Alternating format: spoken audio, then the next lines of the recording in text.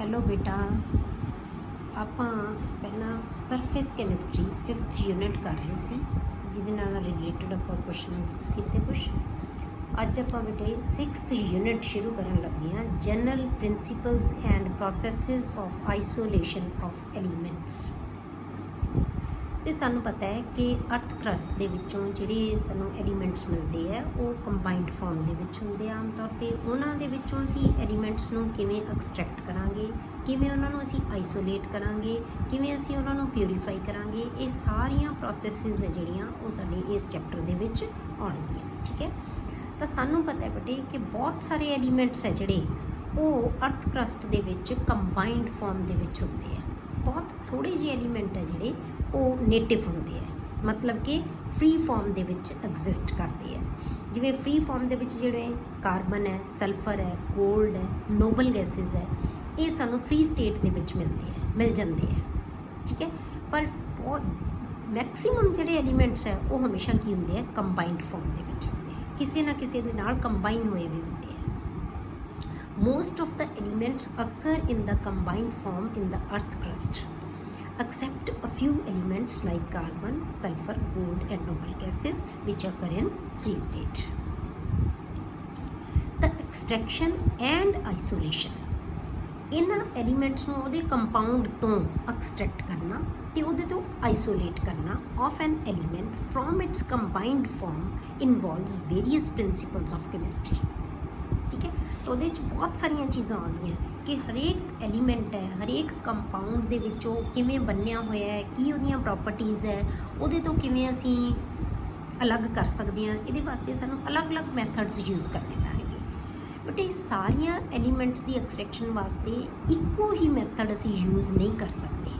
ਹਰੇਕ ਐਲੀਮੈਂਟ ਵਾਸਤੇ different method ਹੋਣਗੇ, ਪਰ ਕੁਝ ਜਨਰਲ ਮੈਥਡਸ ਹੈ ਜਿਹੜੇ ਆਪਾਂ ਡਿਸਕਸ ਕਰਾਂਗੇ, ਜਿਨ੍ਹਾਂ ਦੇ ਵਿੱਚੋਂ ਕੁਝ ਉਹਨਾਂ ਦੀਆਂ ਪ੍ਰੋਪਰਟੀਜ਼ ਦੇ ਬੇਸ 'ਤੇ ਕਿ ਕਿਹੋ ਜਿਹੇ ਪ੍ਰੋਪਰਟੀਜ਼ ਹੈ, ਕਿਹੋ ਜਿਹੀ ਕੰਬਾਈਨਡ ਫਾਰਮ ਦੇ ਵਿੱਚ ਉਹ ਹੈ, ਤਾਂ ਉਹਦੇ ਅਕੋਰਡਿੰਗ ਆਪਾਂ ਜਿਹੜੇ ਮੈਥਡ ਹੈ ਉਹਨਾਂ ਨੂੰ ਯੂਜ਼ ਕਰਾਂਗੇ। ਤਾਂ ਅਸੀਂ ਇੱਕ ਮੈਥਡ ਹੈ ਜਿਹੜਾ ਉਹ ਅਸੀਂ ਸਭ ਲਈ ਇੰਪਲੀਮੈਂਟ ਨਹੀਂ ਕਰ ਸਕਦੇ। ਠੀਕ ਹੈ, ਤਾਂ ਕੁਝ ਜਿਹੜੀਆਂ ਜਨਰਲ ਚੀਜ਼ਾਂ ਸਾਨੂੰ ਪਤਾ ਹੋਣੀਆਂ ਚਾਹੀਦੀਆਂ, ਤਾਂ ਹੀ ਆਪਾਂ ਫਿਰ ਇਹਦੇ ਵਿੱਚ ਅੱਗੋਂ ਚੈਪਟਰ ਨੂੰ ਡਿਸਕਸ ਕਰ ਸਕਦੇ ਹਾਂ।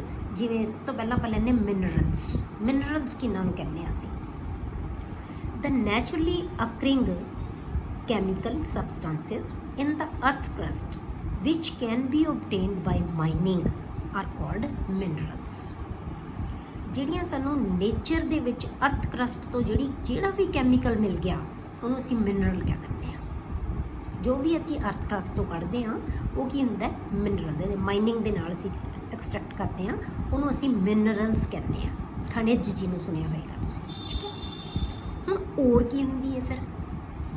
The minerals from which the metal can be extracted economically and conveniently is called an ore। मतलब ore भी एक mineral ही है, पर ये वो mineral है ਜਿਹਦੇ ਵਿੱਚ ਕਿਸੇ ਐਲੀਮੈਂਟ ਦੀ ਜਿਹੜੀ ਅਮਾਊਂਟ ਹੈ ਜਾਂ ਕਿਸੇ ਮੈਟਲ ਦੀ ਅਮਾਊਂਟ ਜ਼ਿਆਦਾ ਹੋਏਗੀ, ਜਿਹਦੇ ਤੋਂ ਅਸੀਂ ਉਹਨੂੰ ਐਕਸਟਰੈਕਟ ਕਰ ਸਕਦੇ ਹਾਂ। ਠੀਕ ਹੈ, ਤਾਂ ਹੀ ਕਰ ਸਕਾਂਗੇ ਜੇ ਕਿਸੇ ਚੀਜ਼ ਦੇ ਵਿੱਚ ਕਿਸੇ ਵੀ ਮੈਟਲ ਦੀ ਜਿਹੜੀ ਅਮਾਊਂਟ ਹੈ ਉਹ ਜ਼ਿਆਦਾ ਹੈ, ਪਰਸੈਂਟੇਜ ਜ਼ਿਆਦਾ ਹੈ, ਤਾਂ ਫਿਰ ਉਹਦੀ ਅਸੀਂ ਉਹਨੂੰ ਓਰ ਕਹਿ ਦਿੰਦੇ ਹਾਂ। ਓਰ ਦਾ ਮਤਲਬ ਕੱਚੀ ਧਾਤ, ਜਿਹਦੇ ਤੋਂ ਅਸੀਂ ਉਹਨੂੰ ਐਕਸਟਰੈਕਟ ਕਰ ਸਕਦੇ ਹਾਂ। ਠੀਕ ਹੈ, ਤਾਂ ਇਹਦਾ ਮਤਲਬ ਕੀ ਹੈ ਕਿ ਨਿੱਕਾ ਜਿਹਾ ਕੁਐਸਚਨ ਕਈ ਵਾਰੀ ਆ ਜਾਂਦਾ ਤੁਹਾਡੇ ਕੋਲੇ ਕਿ all ores are minerals but all minerals are not ores. ਕਿ ਸਾਰੀਆਂ ਓਰਸ ਹੈ ਜਿਹੜੀਆਂ ਉਹ ਤਾਂ ਮਿਨਰਲਸ ਹੁੰਦੀਆਂ, ਉਹ ਤਾਂ ਹੁੰਦੀਆਂ ਹੀ ਹੈ। ਮਿਨਰਲ ਅਸੀਂ ਕਿਹਨੂੰ ਕਹਿੰਦੇ ਹਾਂ? ਜੋ ਅਸੀਂ ਅਰਥ ਕਰਸਟ ਚੋਂ ਕੈਮੀਕਲ ਸਬਸਟੈਂਸਿਸ ਗੇਨ ਕਰਦੇ ਹਾਂ, ਕੱਢਦੇ ਹਾਂ ਮਾਈਨਿੰਗ ਦੇ ਨਾਲ। ਪਰ ਉਹਨਾਂ ਦੇ ਵਿੱਚੋਂ ਕੁਝ ਓਰ ਹੋ ਵੀ ਸਕਦੀਆਂ, ਕੁਝ ਨਹੀਂ ਵੀ ਹੋ ਸਕਦੀਆਂ। ਕਿਸੇ ਦੇ ਵਿੱਚ ਮੈਟਲ ਦੀ ਪਰਸੈਂਟੇਜ ਜ਼ਿਆਦਾ ਹੋ ਸਕਦੀ ਹੈ ਤਾਂ ਉਹਨੂੰ ਅਸੀਂ ਓਰ ਕਹਿ ਦਾਂਗੇ, ਹੈ ਤਾਂ ਐਕਚੁਅਲੀ ਮਿਨਰਲ ਹੀ ਉਹ। ਠੀਕ ਹੈ, ਤਾਂ ਉਹ ਓਰ ਬਣ ਜਾਏਗੀ। ਤਾਂ ਜੇ ਉਹਦੇ ਵਿੱਚ ਨਹੀਂ ਕੋਈ ਚੀਜ਼ ਅਸੀਂ ਬੈਨੀਫਿਸ਼ਲੀ ਜਿਹੜਾ ਹੈ ਐਕਸਟਰੈਕਟ ਹੀ ਨਹੀਂ ਕਰ ਸਕਦੇ, ਤਾਂ ਉਹਨੂੰ ਫਿਰ ਕੀ ਹੈ, ਅਸੀਂ ਓਰ ਨਹੀਂ ਕਹਾਂਗੇ। ਇਹਦਾ ਮਤਲਬ ਹਰੇਕ ਮਿਨਰਲ ਓਰ ਨਹੀਂ ਹੋ ਸਕਦੀ, ਪਰ ਹਰੇਕ ਓਰ ਮਿਨਰਲ ਜ਼ਰੂਰ ਹੋਏਗੀ।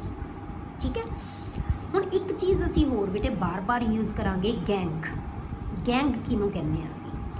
ਦ ਅਨਡਿਜ਼ਾਇਰੇਬਲ ਜਾਂ undesired materials present in the ore are called gang.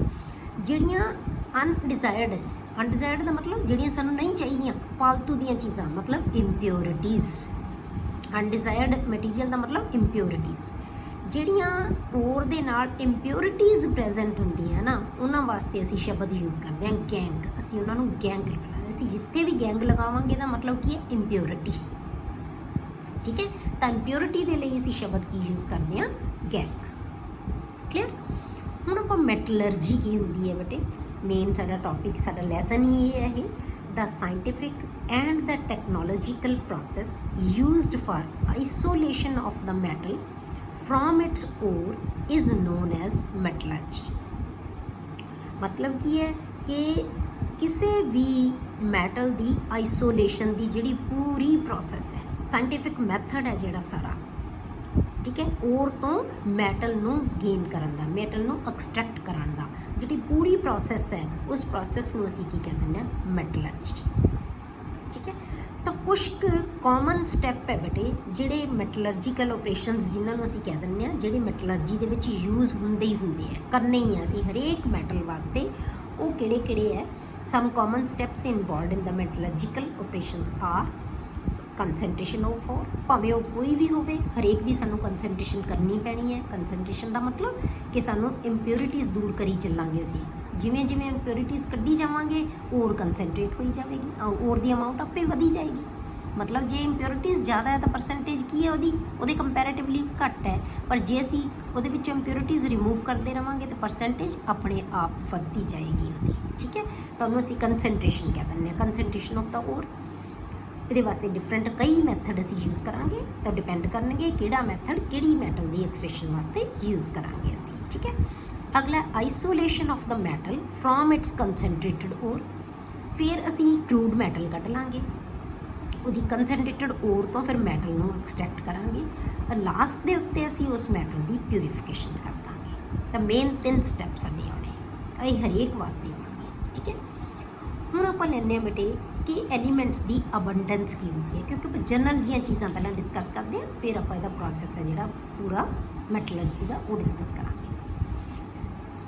ਅਬੰਡੈਂਸ of elements. ਹੁਣ ਨੇਚਰ ਦੇ ਵਿੱਚ ਐਲੀਮੈਂਟਸ ਦੀ ਅਬੰਡੈਂਸ ਕਿੰਨੀ ਹੁੰਦੀ ਹੈ, ਮਤਲਬ ਅਮਾਊਂਟ ਕਿੰਨੀ ਕੁ ਹੁੰਦੀ ਹੈ ਐਲੀਮੈਂਟਸ ਦੀ। ਐਲੀਮੈਂਟਸ ਵੇਰੀ ਇਨ ਅਬੰਡੈਂਸ, ਨੇਚਰ ਦੇ ਵਿੱਚ ਅਲੱਗ-ਅਲੱਗ ਹੁੰਦੀ ਹੈ ਉਹਨਾਂ ਦੀ, ਹਰੇਕ ਇੱਕੋ ਅਮਾਊਂਟ ਦੇ ਵਿੱਚ ਨਹੀਂ ਹੁੰਦੀ ਹੈ, ਅਲੱਗ-ਅਲੱਗ ਅਮਾਊਂਟਸ ਦੇ ਵਿੱਚ ਹੁੰਦੀ ਹੈ। ਜੇ ਅਸੀਂ ਮੈਟਲਸ ਦੀ ਗੱਲ ਕਰੀਏ ਬੇਟੇ, ਤਾਂ ਜਿਹੜਾ ਐਲੂਮੀਨੀਅਮ ਹੈ ਨਾ, ਉਹ ਅਰਥ ਕਰਸਟ ਦੇ ਵਿੱਚ ਜਿਹੜੇ ਐਲੀਮੈਂਟਸ ਮਿਲਦੇ ਆ ਉਹ ਤੀਸਰੇ ਨੰਬਰ 'ਤੇ ਆਉਂਦਾ ਹੈ। Among metals aluminium is the most abundant, ਮਤਲਬ ਐਲੂਮੀਨੀਅਮ ਸਭ ਤੋਂ ਜ਼ਿਆਦਾ ਹੈ। It is third most abundant element in the earth crust. ਤੁਹਾਨੂੰ ਪਤਾ ਹੈ ਕਿ ਪਹਿਲੇ 2 ਐਲੀਮੈਂਟ ਕਿਹੜੇ ਹੈ? ਠੀਕ ਹੈ, ਇਹ ਦੱਸਣਾ ਕਿ ਕਿਹੜੇ 2 ਐਲੀਮੈਂਟਸ। ਇਹ ਤੀਸਰੇ ਨੰਬਰ 'ਤੇ ਆਉਂਦਾ ਹੈ ਐਲੂਮੀਨੀਅਮ। ਠੀਕ ਹੈ, ਕਿੰਨਾ ਹੈ? 8.31% ਬਾਈ weight। Iron is the second most abundant element ਅਰਥ ਕਰਸਟ। ਐਲੂਮੀਨੀਅਮ ਤੋਂ ਬਾਅਦ ਕੀ ਹੈ? ਜਿਹੜਾ ਹੈਗਾ ਆਇਰਨ ਹੈ। ਇਹ ਕਿੰਨਾ ਹੈ? 4.7%। ਮੈਟਲਸ ਦੇ ਵਿੱਚ ਇਹ ਕੀ ਆ ਗਿਆ? ਪਹਿਲੇ ਨੰਬਰ 'ਤੇ ਆ ਗਿਆ। ਜਿਹੜਾ ਐਲੂਮੀਨੀਅਮ ਹੈ ਇਹ ਕਿੱਥੇ ਆ ਗਿਆ? ਦੂਸਰੇ ਨੰਬਰ 'ਤੇ ਆ ਗਿਆ, ਜੇ ਅਸੀਂ ਅਰਥ ਕਰਸਟ ਦੇ ਵਿੱਚ ਮੈਟਲਸ ਦੀ ਗੱਲ ਕਰੀਏ। ਪਰ ਜਿਹੜਾ ਐਲੂਮੀਨੀਅਮ ਉਹ ਕੀ ਹੈ? ਥਰਡ ਮੋਸਟ ਅਬੰਡੈਂਟ ਐਲੀਮੈਂਟ, ਕਹਿੰਦੇ ਅਸੀਂ ਮੋਸਟ ਅਬੰਡੈਂਟ ਐਲੀਮੈਂਟ, ਥਰਡ ਹੈ। ਠੀਕ ਹੈ, ਅਗਲਾ ਜਿਹੜਾ ਵੱਡਾ ਆਪਾਂ ਕਰਦੇ ਹਾਂ ਅਕਰੈਂਸ ਆਫ ਮੈਟਲਸ। ਹੁਣ ਮੈਟਲਸ ਹੈ ਜਿਹੜੀਆਂ ਉਹ ਕਿਵੇਂ ਮਿਲਦੀਆਂ ਸਾਨੂੰ ਅਰਥ ਕਰਸਟ ਦੇ ਵਿੱਚ?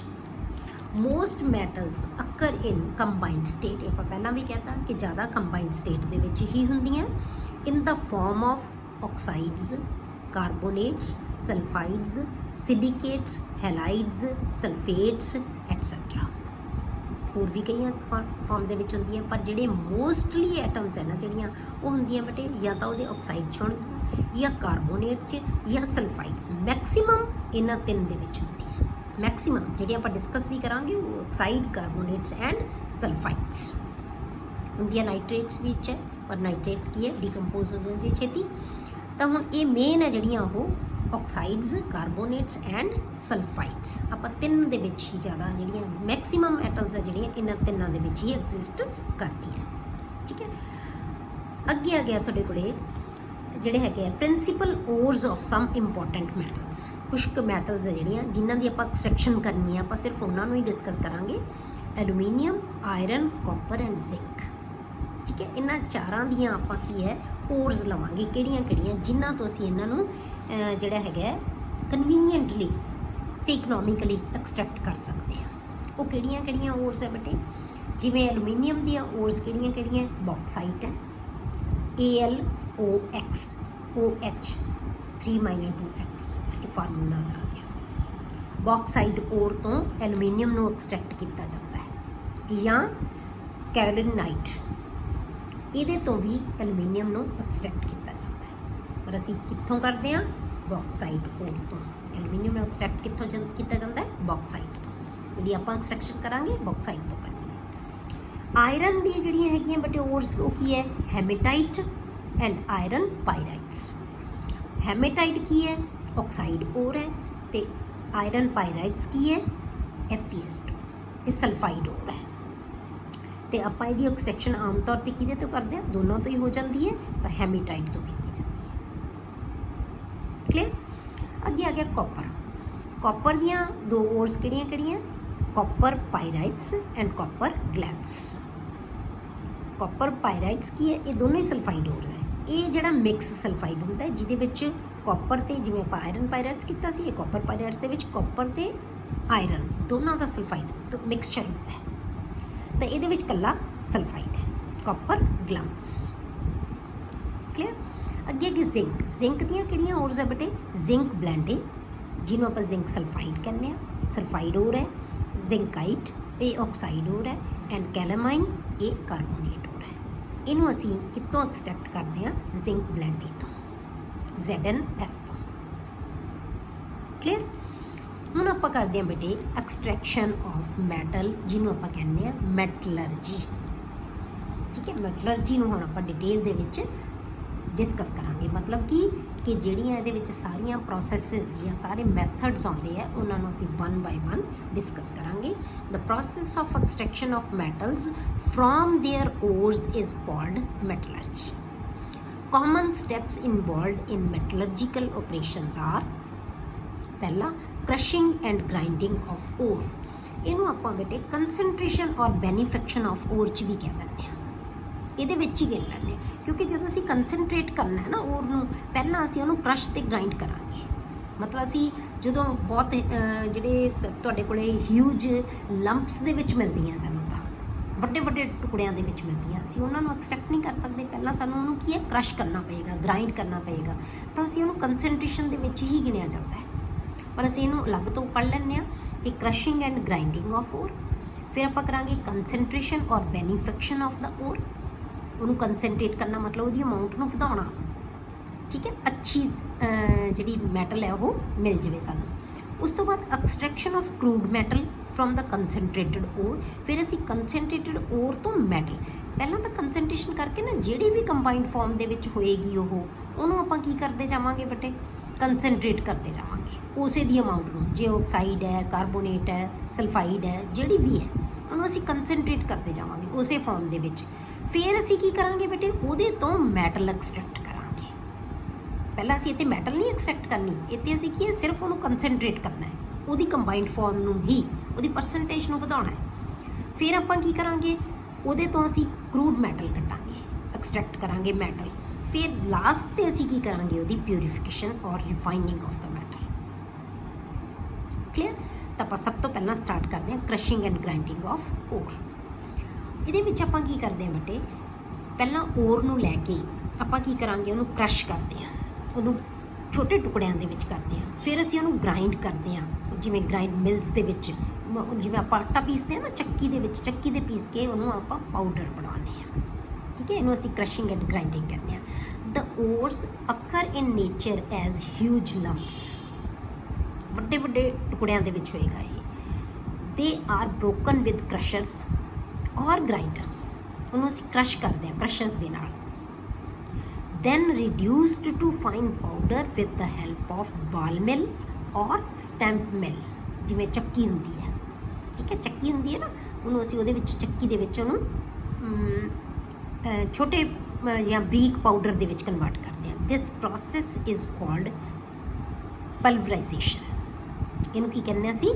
ਪਲਵਰਾਈਜੇਸ਼ਨ, ਜਿਹੜੀ ਕ੍ਰਸ਼ਿੰਗ ਤੇ ਗ੍ਰਾਈਂਡਿੰਗ ਦੀ ਹੈ, ਇਹਨੂੰ ਅਸੀਂ ਪਲਵਰਾਈਜੇਸ਼ਨ ਕਹਿੰਦੇ ਹਾਂ। ਇਹ ਹੋ ਗਿਆ ਸਾਡਾ ਪਹਿਲਾ ਮੈਥਡ, ਠੀਕ ਹੈ। ਦੂਸਰਾ ਜਿਹੜਾ ਮੈਥਡ ਆ ਗਿਆ ਸਾਡੇ ਕੋਲੇ ਬੇਟੇ, ਉਹ ਹੈ ਕੰਸਨਟ੍ਰੇਸ਼ਨ ਆਫ ਓਰ। ਹੁਣ ਆਪਾਂ ਕੰਸਨਟ੍ਰੇਟ ਕਰਨਾ ਹੈ, ਮੇਨ ਮੈਥਡ ਹੈ ਜਿਹੜਾ ਸਾਡਾ। ਹੁਣ ਕੰਸਨਟ੍ਰੇਸ਼ਨ ਕਿਵੇਂ ਕਰ ਸਕਦੇ ਹਾਂ ਆਪਾਂ ਬੇਟੇ? ਕੀ ਮਤਲਬ ਹੈ ਕੰਸਨਟ੍ਰੇਸ਼ਨ ਦਾ?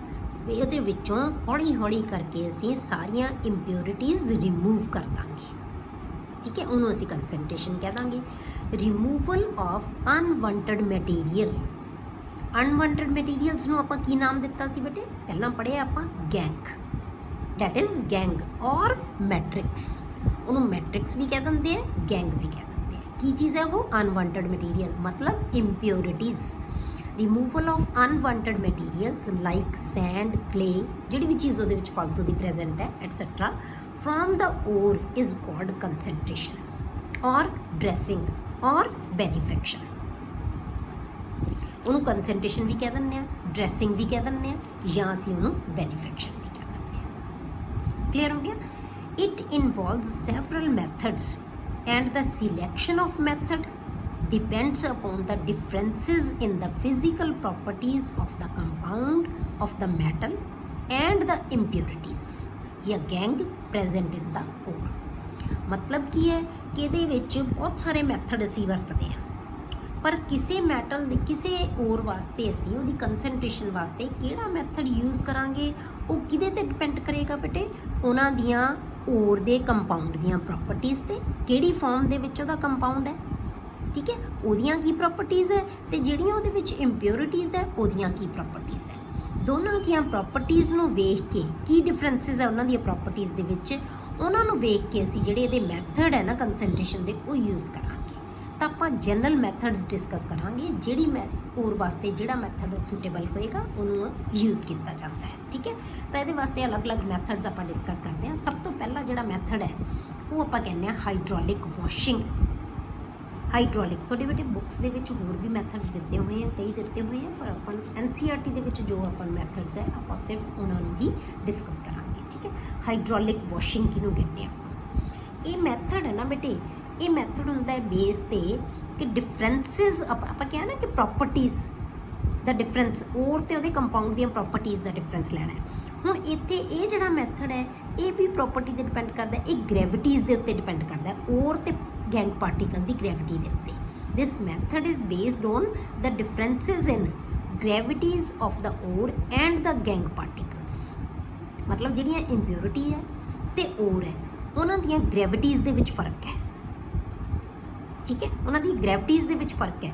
ਉਸ ਬੇਸ ਤੇ ਇਸ ਜਿਹੜਾ ਮੈਥਡ ਹੈ ਨੂੰ ਯੂਜ਼ ਕੀਤਾ ਜਾਂਦਾ ਹੈ। Therefore this method is known as gravity separation. ਇਹਨੂੰ ਅਸੀਂ ਗ੍ਰੈਵਿਟੀ ਸੈਪਰੇਸ਼ਨ ਵੀ ਕਹਿ ਦਿੰਦੇ ਹਾਂ, ਮਤਲਬ ਇੱਕ ਚੀਜ਼ ਕੋਈ ਹਲਕੀ ਹੋਏਗੀ, ਇੱਕ ਚੀਜ਼ ਕੋਈ ਭਾਰੀ ਹੋਏਗੀ, ਉਹਨਾਂ ਦੀ ਗ੍ਰੈਵਿਟੀ ਦੇ ਵਿੱਚ ਫਰਕ ਹੈ, ਠੀਕ ਹੈ। ਤਾਂ ਆਪਾਂ ਕੀ ਕਹੇ ਇਹਨੂੰ ਅਸੀਂ ਗ੍ਰੈਵਿਟੀ ਸੈਪਰੇਸ਼ਨ ਵੀ ਕਹਿ ਦਿੰਦੇ ਹਾਂ। ਤਾਂ ਗ੍ਰੈਵਿਟੀ ਸੈਪਰੇਸ਼ਨ ਆ ਗਈ, ਇਹਨੂੰ ਅਸੀਂ ਜਿਹੜਾ ਹੈਡਿੰਗ ਗ੍ਰੈਵਿਟੀ ਸੈਪਰੇਸ਼ਨ ਵੀ ਕਹਿ ਸਕਦੇ ਹਾਂ। ਤੇ ਅਸੀਂ ਇੱਥੇ ਹਾਈਡ੍ਰੋਲਿਕ ਗ੍ਰੈਵਿਟੀ ਸੈਪਰੇਸ਼ਨ ਦੇ ਵਿੱਚ ਕਈ ਮੈਥਡਸ ਲਿਖ ਦਿੰਦੇ ਹਾਂ, ਪਰ ਆਪਾਂ ਨੂੰ ਕੀ ਹੈ ਸਿਰਫ ਹਾਈਡ੍ਰੋਲਿਕ ਵਾਸ਼ਿੰਗ ਹੈ, ਠੀਕ ਹੈ। ਇਹ ਗ੍ਰੈਵਿਟੀ ਸੈਪਰੇਸ਼ਨ ਹੈ। ਹੁਣ ਇਸ ਮੈਥਡ 'ਚ ਕੀ ਕਰਦੇ ਹਾਂ ਬੇਟੇ ਆਪਾਂ? In this method, an upward stream of running water is used. Upward ਦਾ ਮਤਲਬ ਨੀਚੇ ਤੋਂ ਉੱਪਰ ਨੂੰ ਪਾਣੀ ਦਾ ਵਹਾਅ ਕੀਤਾ ਜਾਂਦਾ ਹੈ। Upward stream of running water is used to wash the powder ore. ਜਿਹੜੀ ਪਾਊਡਰਡ ਓਰ ਹੈ ਨਾ ਉਹਨੂੰ ਅਸੀਂ ਵਾਸ਼ ਕਰਦੇ ਹਾਂ ਰਨਿੰਗ ਵਾਟਰ ਦੇ ਵਿੱਚ ਅਪਵਰਡ ਸਟੀਮ ਦੇ ਨਾਲ, ਠੀਕ ਹੈ। The lighter gang particles are washed away. ਜਿਹੜਾ ਪਾਣੀ ਹੈ ਆਪਣੇ ਨਾਲ ਲੈ ਜਾਏਗਾ ਹਲਕੇ ਪਾਰਟੀਕਲਸ ਨੂੰ, and the heavier ore particles left behind.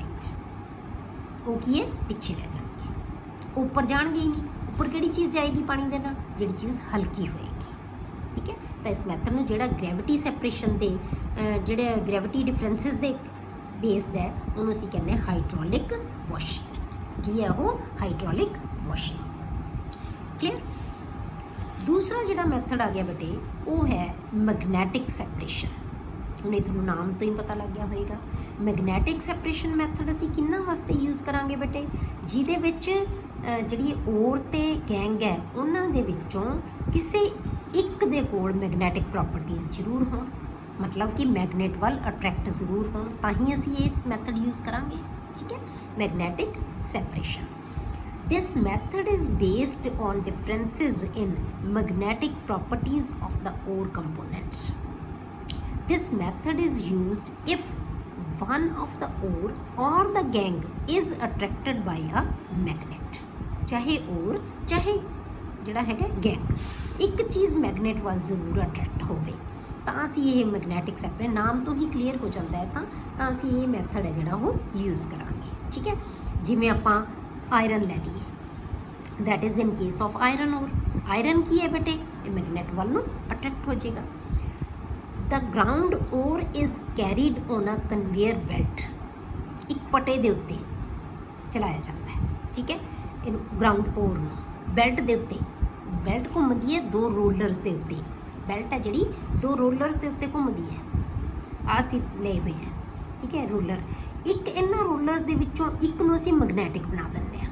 ਇੱਕ ਰੋਲਰ ਕੀ ਹੈ, ਮੈਗਨੈਟਿਕ ਹੈ, ਦੂਜਾ ਕੀ ਹੈ, ਸਿੰਪਲ ਹੈ। ਦੋ ਰੋਲਰਸ ਦੇ ਉੱਤੇ ਬੈਲਟ ਐ ਉੱਪਰ ਐ ਲਗਾਤਾਰ ਇਹਦੇ ਉੱਤੇ ਇੱਦਾਂ ਇੱਦਾਂ ਘੁੰਮੀ ਜਾ ਰਹੀ ਹੈ ਬੈਲਟ। ਇਸ ਬੈਲਟ ਦੇ ਉੱਤੇ ਅਸੀਂ ਕੀ ਕਰਦੇ ਹਾਂ, ਜਿਹੜੀ ਫਾਈਨਲੀ ਗਰਾਊਂਡ ਓਰ ਹੈ ਜਿਹੜੀ ਉੱਥੇ ਪਾਈ ਜਾਂਦੇ ਹਾਂ। ਬੈਲਟ ਤੋਂ ਇੱਥੋਂ ਜਾਈ ਜਾਏਗੀ, ਇੱਥੇ ਜਾ ਕੇ ਇੱਧਰ ਨੂੰ ਤਾਂ ਜਾਏਗੀ ਨਹੀਂ, ਅਟਰੈਕਟ ਨਹੀਂ ਹੋਏਗੀ। ਇੱਥੇ ਜਾ ਕੇ ਇਹਦੇ ਢੇਰ ਅਲੱਗ-ਅਲੱਗ ਹੋਈ ਜਾਣਗੇ। ਇੱਥੋਂ ਆਏਗਾ ਬਸ ਇੱਧਰੋਂ ਬੈਲਟ ਫੇਰ ਘੁੰਮ ਕੇ ਆਏਗੀ, ਇੱਥੇ ਇਹ ਸਰਕਲ ਲਗਾਤਾਰ ਚੱਲੀ ਜਾਏਗਾ। ਠੀਕ ਹੈ, the ground ore is carried on a conveyor belt which passes over a magnetic roller, ਜਿਹੜੀ ਕਿ ਮੈਗਨੈਟਿਕ ਰੋਲਰ ਦੇ ਉੱਤੋਂ ਦੀ ਪਾਸ ਹੁੰਦੀ ਹੈ। ਹੁਣ ਇੱਥੇ ਕੀ ਹੋਏਗਾ ਬੇਟੇ, ਜਦੋਂ ਇੱਥੋਂ ਇਸ ਸਰਕਲ ਤੋਂ ਘੁੰਮਦੀ ਹੈ ਚੀਜ਼, ਜੇ ਤਾਂ ਉਹ ਮੈਗਨੈਟਿਕ ਹੈ ਉਹਦੀ ਪ੍ਰੋਪਰਟੀ, ਤਾਂ ਮੈਗਨੇਟ ਦੇ ਵੱਲ ਨੂੰ ਖਿੱਚੀ ਜਾਏ, ਅਟਰੈਕਟ ਹੋਏਗੀ। ਉਹ ਕਣ ਤਾਂ ਇਹਦੇ ਨਾਲ ਅਟਰੈਕਟ ਹੋਈ ਜਾਣਗੇ, ਪਰ ਫਿਰ ਕੀ ਹੈ, ਇੱਧਰ ਤਾਂ ਜਾ ਨਹੀਂ ਸਕਦੇ, ਤਾਂ ਹੌਲੀ ਹੌਲੀ ਇੱਥੇ ਇਹਦੇ ਮਤਲਬ ਨੀਚੇ ਆ ਕੇ ਗਿਰਣਗੇ। ਇੱਥੋਂ ਅਟਰੈਕਟ ਮਤਲਬ ਇਹਦੇ ਨਾਲ ਤਾਂ ਅਟੈਚ ਤਾਂ ਹੋ ਨਹੀਂ ਸਕਦੇ ਕਿਉਂਕਿ ਬੈਲਟ ਰੁਕਦੀ ਨਹੀਂ ਨਾ, ਬੈਲਟ ਤਾਂ ਚੱਲੀ ਜਾ ਰਹੀ ਹੈ, ਤਾਂ ਉਹ ਇੱਥੇ ਗਿਰ ਜਾਣਗੇ। ਪਰ ਜਿਹੜੀ ਚੀਜ਼ ਦੇ ਵਿੱਚ ਮੈਗਨੈਟਿਕ ਪ੍ਰੋਪਰਟੀਜ਼ ਹੈ ਨਹੀਂ ਤਾਂ ਉਹ ਇਹਦੇ ਵੱਲ ਨੂੰ ਅਟਰੈਕਟ ਨਹੀਂ ਹੋਣਗੀਆਂ। ਉਹ ਜਦੋਂ ਦੇਖੋ ਤੁਸੀਂ ਸੋਚ ਕੇ ਦੇਖੋ, ਜਦੋਂ ਪਟਾ ਚੱਲ ਰਿਹਾ ਹੈ ਤਾਂ ਉਹ ਚੀਜ਼ ਥੋੜੀ ਦੂਰ ਜਾ ਕੇ ਗਿਰੇਗੀ। ਠੀਕ ਹੈ, ਉਹ ਦੂਰ ਜਾ ਕੇ ਇਹ ਜਿਹੜੀ ਹੈ ਇਹ ਅਲੱਗ ਹੀਪ ਬਣ ਜਾਏਗਾ, ਇਹ ਅਲੱਗ ਬਣ ਜਾਏਗਾ। ਇਹ ਉਹ ਸਾਡੇ ਕੋਲੇ ਆ ਗਿਆ, ਅਸੀਂ ਦੋ ਕੰਟੇਨਰ ਰੱਖ ਦਾਂਗੇ, ਵੱਡੇ ਵੱਡੇ ਕੰਟੇਨਰ ਇੱਥੇ ਰੱਖੇ ਜਾਂਦੇ ਆ, ਜਿਹਦੇ ਵਿੱਚ ਇੱਕ ਤਾਂ ਉਹ ਚੀਜ਼ ਆ ਜਾਏਗੀ ਜਿਹਦੇ ਵਿੱਚ ਮੈਗਨੈਟਿਕ ਪ੍ਰੋਪਰਟੀਜ਼ ਹੈ, ਉਹਦਾ ਅਲੱਗ ਜਿਹੜਾ ਹੈਗਾ ਤੁਹਾਡੇ ਕੋਲੇ ਹੀਪ ਬਣ ਜਾਏਗਾ।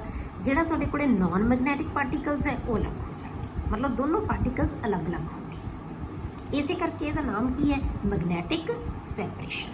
ਠੀਕ ਹੈ, ਕੀ ਹੈ ਇਹ, ਮੈਗਨੈਟਿਕ ਸੈਪਰੇਸ਼ਨ, ਜਿਹਦੇ ਵਿੱਚ ਆਪਾਂ ਕੀ ਲੈਂਦੇ ਹਾਂ ਕਿ ਜਿਹੜੀਆਂ ਨਾਨ ਮੈਗਨੈਟਿਕ ਪਾਰਟੀਕਲਸ ਹੈ ਉਹ ਅਲੱਗ ਹੋ ਗਏ ਅਤੇ ਜਿਹੜੇ ਮੈਗਨੈਟਿਕ ਪਾਰਟੀਕਲਸ ਹੈ ਉਹ ਕੀ ਹੋ ਗਏ, ਅਲੱਗ ਹੋ ਗਏ। ਠੀਕ ਹੈ, ਤਾਂ ਇਹਨੂੰ ਅਸੀਂ ਕਹਿੰਦੇ ਹਾਂ magnetic separation.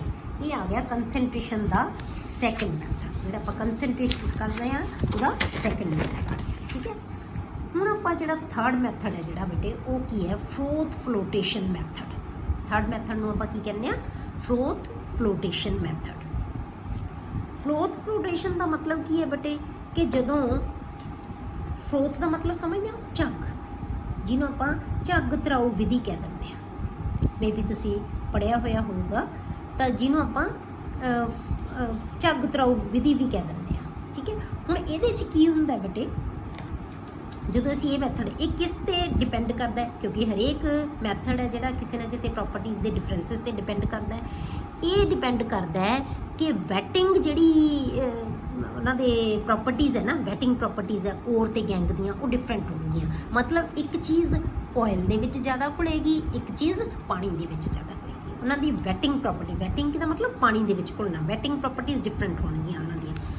This method is based on the principle of difference in the wetting properties of the ore and the gangue particles with oil and water।